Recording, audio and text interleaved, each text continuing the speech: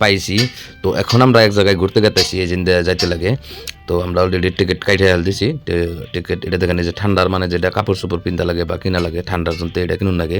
তো এখানে টিকিটটা জমা দেওয়া লাগে। তো আমরা অলরেডি টিকিট জমা দিলাম, এই যে এখন রওনা দিলাম। তো এই যে দেখেন, এটা হলো এরিয়া। হিন্দি সিনেমার জন্য শুটিং 80% এই জায়গায় হয়। তো দেখেন কত সুন্দর পার্ক, এই যে দেখেন, আপনারা দেখতে থাকেন খালি। আর আপনারা দেখে খালি চেঙ্গা দিয়েন না, ভালো করে দেখে লাইক কমেন্ট একটা করে শেয়ার করে দিবেন, ভালো লাগবে আমাকে। ওই যে দেখেন, অন্য অন্য জায়গায় থেকে মানে মানুষ ঘুরবার নিয়ে গেছে। তো এই যে দেখেন কাপড় চোপড় সব পাওয়া যায়। এটা হলো রেল, যে আমরা শুটিং দেখি ওই মানে যে ছোটো ছোটো ট্রেন এনে জায়গায় মানে শুটিং করে। তো এই যে দেখেন কত মানুষ মানে আইসে দেখবা নিগে। তো আমরাও সেই হিসাবে মানে আইসি। তো এই যে দেখেন সবাই সেলফি নেওয়ার ব্যস্ত, বা কেউ ঘোরার ব্যস্ত, কেউ জায়গা দেখার ব্যস্ত।